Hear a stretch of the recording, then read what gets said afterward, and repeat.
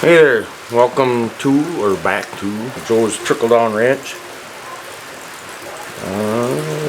Hopefully I can get a little break in the weather here. It's raining out. I'm in a tin shed. It was just coming down and pretty loud, but just thought I'd jump on here quick. Kind of doing what my wife calls Joe on the go today. I got a handful of different things I want to accomplish. One of them I didn't plan on, but it came up while I was on the go. Last winter, my brother decided that he wanted to get the kart going, the go-kart that we raced when we were kids. He wanted to get that going and maybe race that, and so we took the winter and restored a pair of go-karts. During the editing of this video, I'll have pictures of those added to the footage and see what we came up with and the race that we ran. My brother got out of it what he wanted to in his first practice. He got, I believe, 8 laps in, and the heats are, I think, 6 or 7 laps, somewhere between 5 and 7 anyways. And he got 8 really good laps out of the kart that we ran when we were kids. The other kart that we built and ran was something I had found on a curb years ago. At the time, my dad was looking for a kart that he could make into a parade kart. He was, back then, he was very active in the Shriners organization, and he wanted to do something with that. Seen on the screen here, I'm not lit up as well as my editor would like me to be. Anyhow, back to the story. I found what I thought was a sprint kart. It actually turned out to be an old VanKay enduro kart. Enduro is something you lay down on your back and similar to a luge, for those who are not learned in the go-kart lingo. Someone had converted it into a sit-up sprint kart, and I thought it was something different, but it wasn't. At any rate, I stripped both of them down to nothing. I sanded and primered the one my brother and I raced as kids, and then my cousin took the frame for the other one to a friend of his, and when that guy could fit it into his schedule, he sandblasted it down to bare metal. And then I had my cousin paint both of them, and did just a fantastic job on them. I had gotten a lot of compliments out of the one I ran. Anyways, back to my brother. Like I said, he got out of it what he wanted to almost just in that one practice, because unfortunately he didn't have much luck with his clutch, because we've been out of karting for over 30 years. I'm not sure when the last time he ran, but the last time I ran I was 21, and you know, we're just not that used to it, so we're getting back into it. And because, you know, we're starting over, so much stuff is forgotten, because when you're racing things like that, you want to be able to have a feel for everything that's going on in that machine. You know, from the way it turns in the corners, from the way it slows down, and the way it takes off, everything. You want to, an analogy I've always used when I drove forklift for years is you want to become a part of that machine. And, you know, the nerve center of it. So he had problems with his clutch and ended up ruining the insides of it. And unbeknownst to me at the time, I was having problems with mine. Now, despite that, somehow miraculously in my first heat I was able to pull out a podium finish. I got a second or third, I think second place out of it, and I felt pretty good. I thought, you know, maybe things are working good, whatever. Well, fast forward another month or two down the road, we went to a track a couple towns west of here, a little town called Bondwell, Wisconsin, and there's a track there that has events. They have a motocross track side, and then they have a road course asphalt side. And I've heard of kids bringing out their tuner cars, you know, your Hondas and Nissans and whatnot, and renting space for that. Plus they have races there of that sort. But on Wednesdays, from 9 a.m. to I think like 6 p.m. or something like that, they have open track. You pay $50 and some change, and you can bring your go-kart or maybe whatever, like track approved type racing vehicle out there, and run it all day long if you want. And my cousin and his two boys brought out their stuff that they used to race, and then my brother and I brought the karts that we put together out there. And I was having a lot of problems when coming out of the corners and that. I wasn't getting back up to speed, and my cousin's like, it sounds like your clutch isn't slipping correctly. So I run a 2-cycle 135cc, what they call a West Bend 820. It's an old Chrysler 2-cycle engine. They've used them in all kinds of different applications, from chainsaws to augers and just a lot of different things. This particular engine was originally designed for go-kart racing back in the 60s.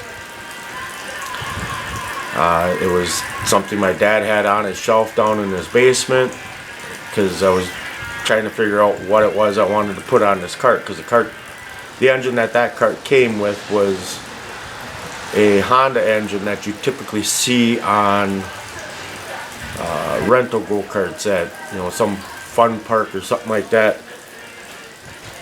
And I wasn't going to run that. I wanted to run a 2-cycle engine, not a 4-cycle. And not only that, this one's maybe the other one that it came with, maybe a basket case. I haven't really dug into it yet. But anyways, so here is the clutch that I was running on it. I think this is an old Norem clutch that they used to race, and you can see the shoes for these look like this, uninstalled. And when I was putting this on there, my cousin was worried about the direction that the shoes were facing, and I didn't think much of it, because I do recall taking this apart and putting the shoes back on, and come to find out, I put them on backwards. After my dad did some research, he found out that the way these shoes are sitting on here, this should be spinning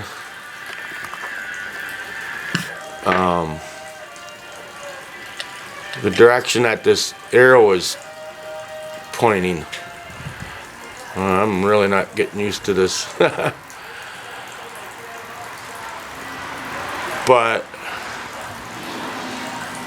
the way the piece is for this, if I were to have done that, because this side sits out farther than the other side, I was rubbing on the engine, so I thought, well, no, it's got to go on this way. Well, when I hang this on the engine that way, it makes those shoes spin backwards. So when you look at these, you see that you have one side here with this long tang, whatever you want to call it, I don't know, on one side, and then the other side that you hook the springs onto. So when you're installing these, an easy way to remember it that I came up with in my head is that if you just think of this as your arrow, and this should be pointing in the forward direction of the rotation of the engine.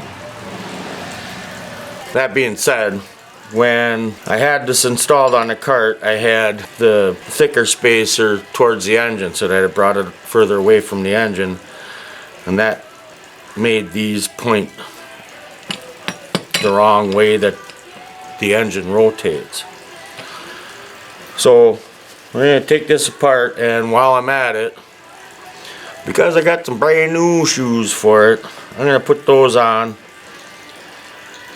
These still work, but they're a bit thicker, they're a bit more puffed out. And I don't know if that's age or if it's because someone at some point did a trick I heard of recently where these guys used to set a ketchup bottle with a hose to it and filled it up with oil, and if they needed a little more slip coming out of the corners, they'd just kind of give that ketchup bottle a squeeze and put some oil on those shoes, which if you have an endless supply of shoes, that's great, because what happens, from what I'm told, is that oil will end up getting into these shoes and it'll puff them out and shorten the life of them. So we're going to take this handy little tool there and take these springs off. You spin these around and kind of wipe things up a bit.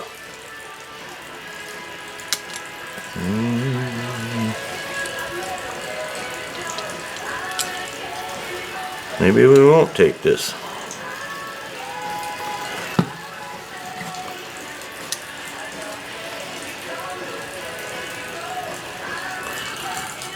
And I'm not a professional at this. I don't know if I mentioned, but I think this is an old Norm clutch.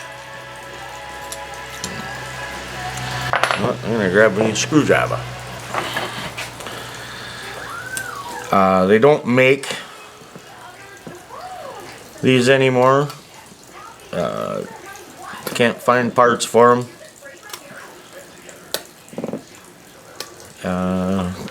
Typically speaking, if someone does have them, they use them. If they have extra parts, that's extra parts for them, not to sell. It's just something they don't produce anymore. And I'm being careful to pay attention as I'm trying to leave everything much together as I can, so that when I go to put the different shoes on it, I make sure get them the opposite way.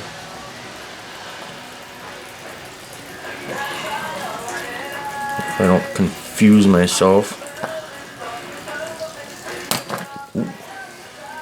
A pair of gloves probably wouldn't be a bad idea.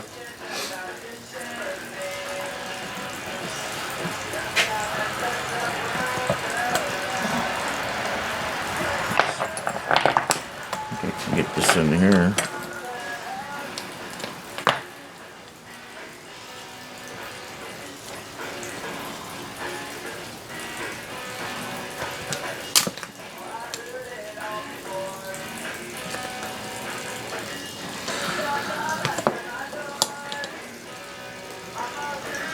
I'm always amused when I try to do things that I'm not normally doing, because I'm sure there's some fella out there that would just zip right through this, no problem.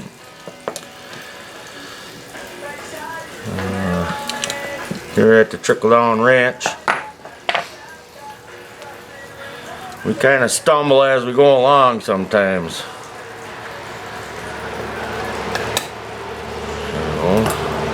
And hopefully learn something along the way. So, oh boy, hold it, Dave. Okay.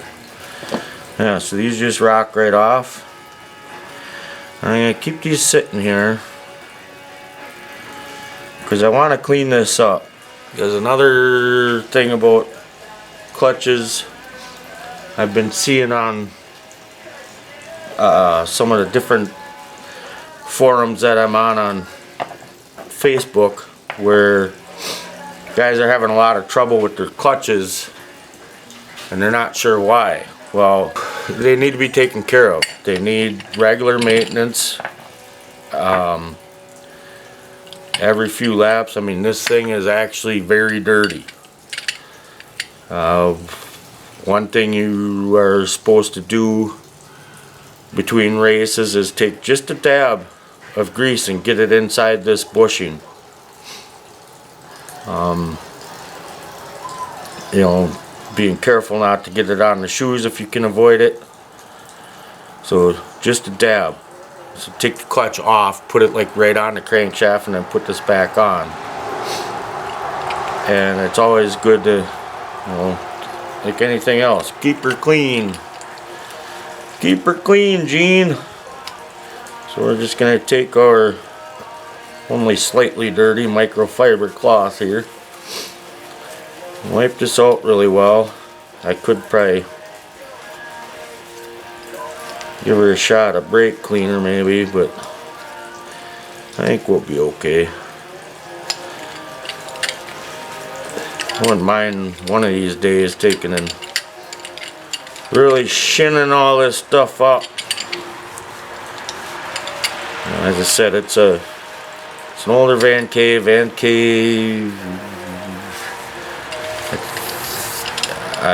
From the research I've done, it's, you know, in the 1970s era.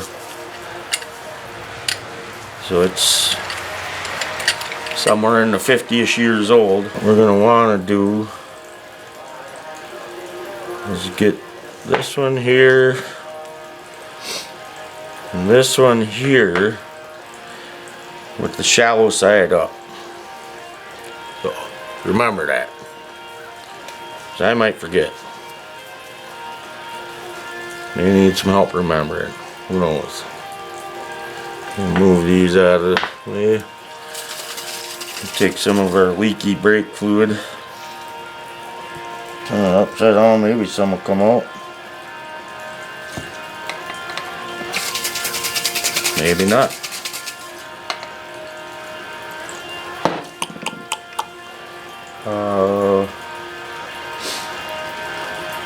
I'm gonna grab something. Yeah, this starter fluid doesn't seem to work for starting anything. Let's get these away from here a little.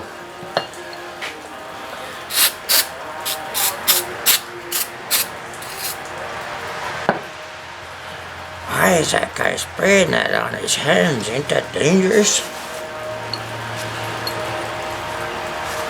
Maybe.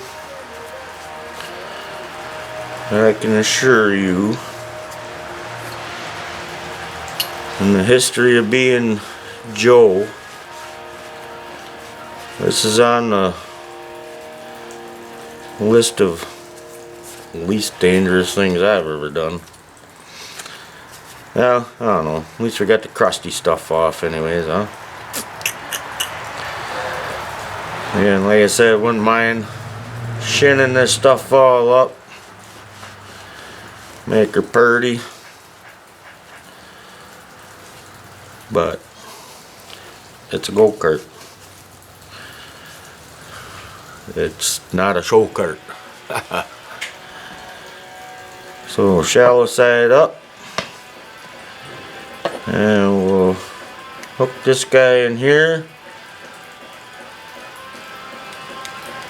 Bring that up. Hook this guy in here. Bring that over here. Get him inside there. And just hook our springs on.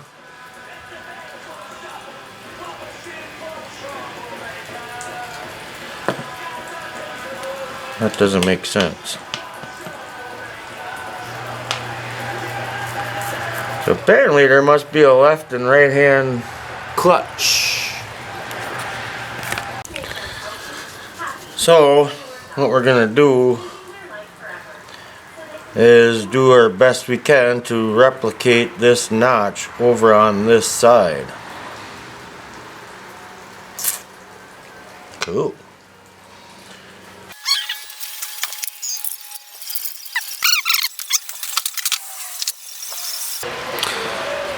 I gotta find one of my, set up my cutoff tool.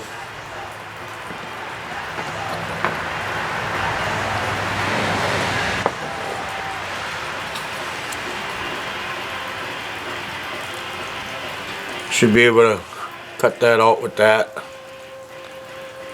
Don't have any problem or wrecking anything.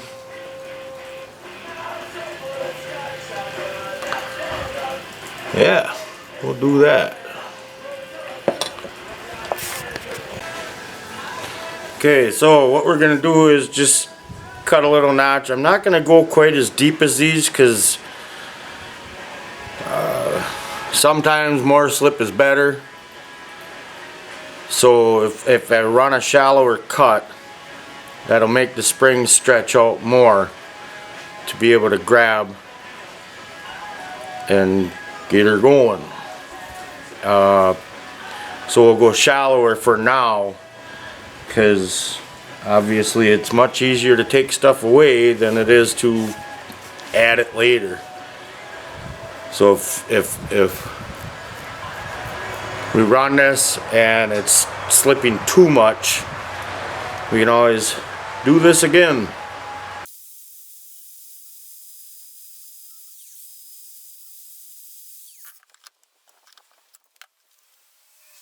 Well, as I'm doing this, maybe should have done a little measuring and whatnot, but they look good. But as stated, I'm not a professional, I'm not a machinist. I was raised by one, but that don't mean a hill of beans. It's not how knowledge works. Again, we'll run this, see what happens. That's, you know, the other part of the reason why I'm only making small indentations, so it shouldn't hurt anything.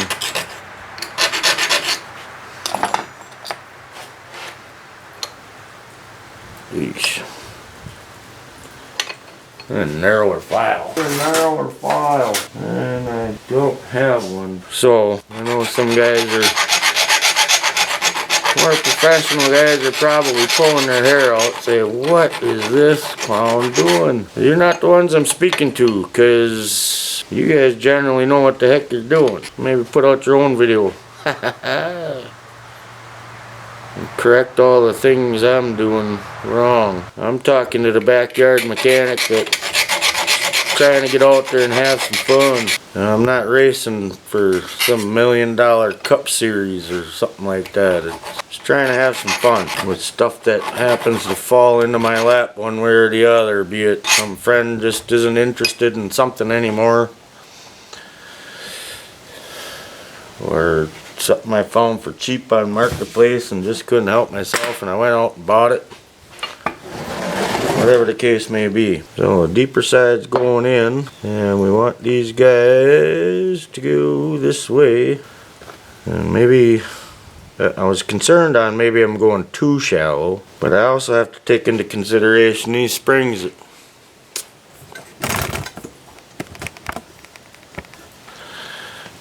redo that.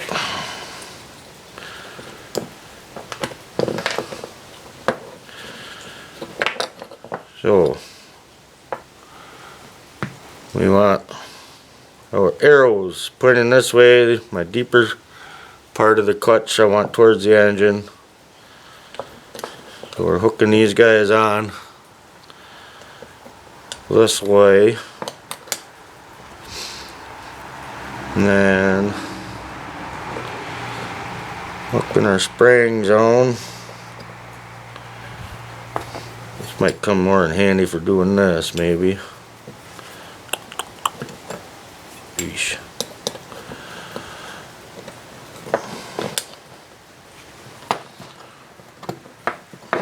Oh, that works so nice.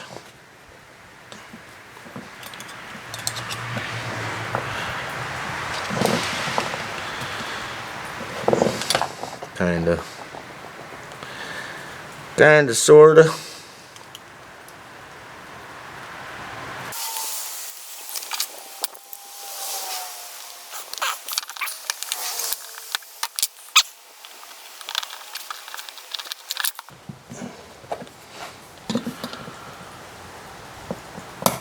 Dos.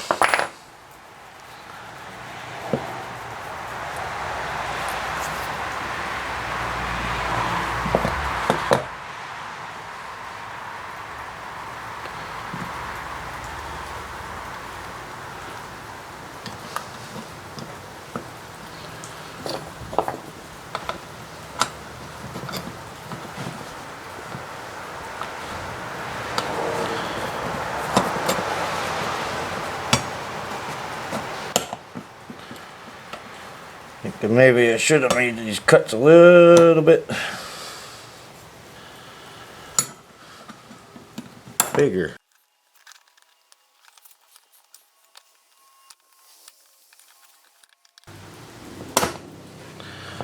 Tres. I'm gonna save this kind of stretched out one for last here. This should be interesting.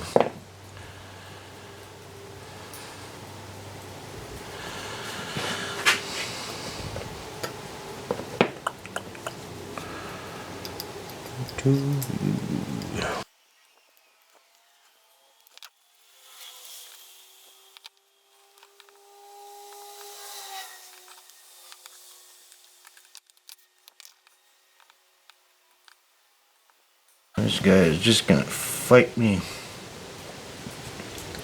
There we go. Now this spring obviously got a little mangled and ticking. Woo! That wasn't very nice. Taking things apart the first time.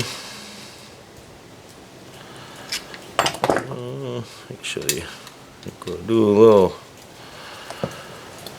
reach around here.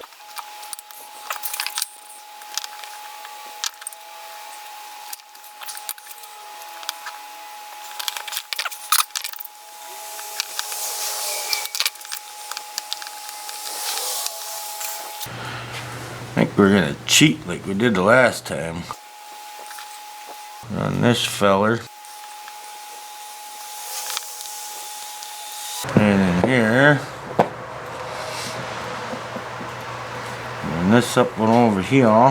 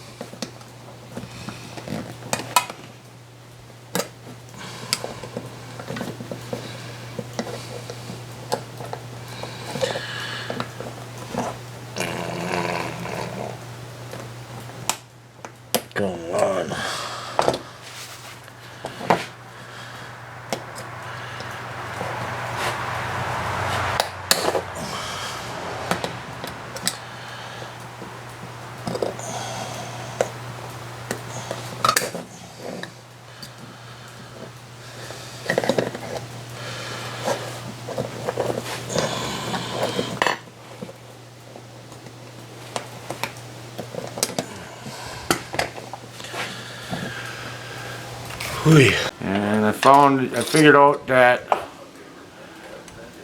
these cuts are the size of this here chainsaw chain sharpening file. So as long as I make this that thickness will be good, and then we'll go not quite as deep. And I had taken my awl and scribed some lines in there so that I get straight across from them, so the spring placement is in the same area. Ideally this would be taken to a machine shop and have it done there, but what's the fun in that? You can do it here. So you want to be able to hook 2 of these spring loops in there. That looks like she fits quite nice. When you do a shallower groove, give it more slip because the springs are old.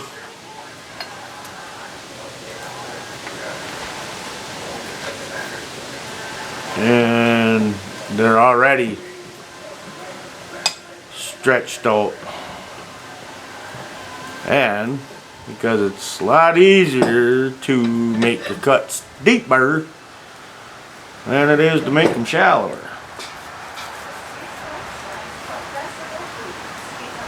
That's why we're doing that.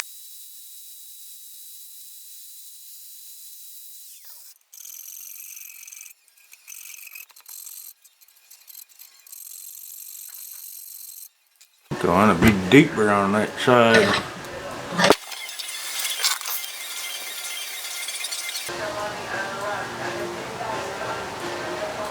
Actually, them both look to be about 4 millimeters.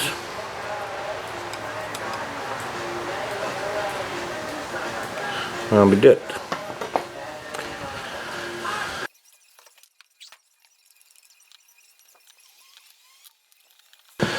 So, oh, for heaven's sake. So, we got our tools back on here. And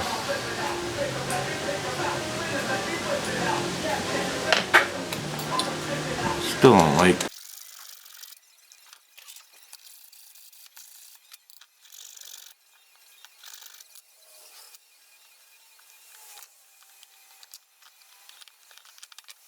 Man, I wish that spring end sat in there a little more.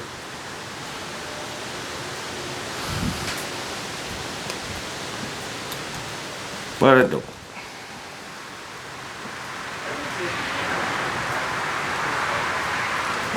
Where's my stitched up one? There it is.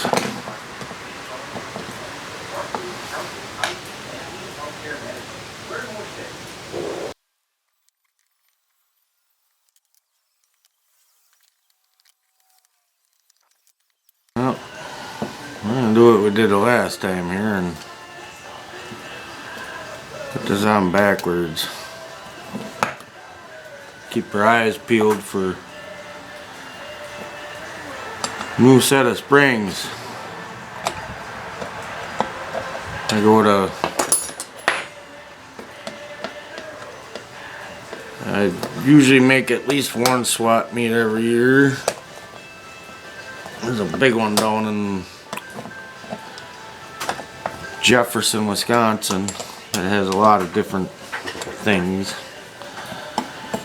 I'm gonna luck out, find one of these clutches.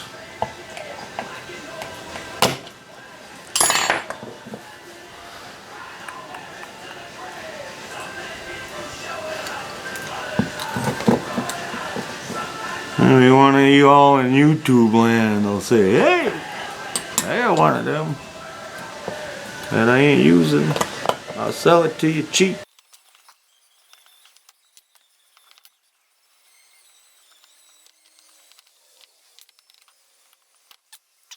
That's all that should go for the application it is being used for. Oh, this is not a norm. This is a max torque clutch. But, to be fair, I don't know if max torque is just a style of clutch that Norm makes. Not sure. Have to do some research on that.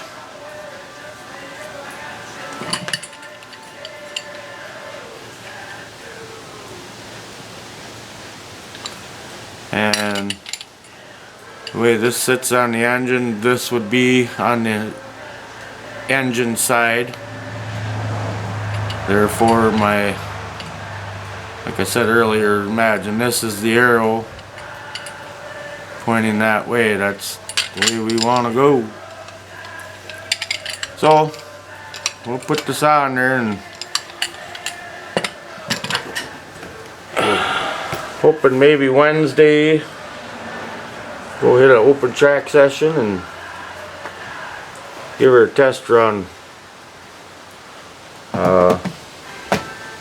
Just remember, be good to one another, because nice matters. Be the reason someone smiles today. Take it easy. Thanks for watching.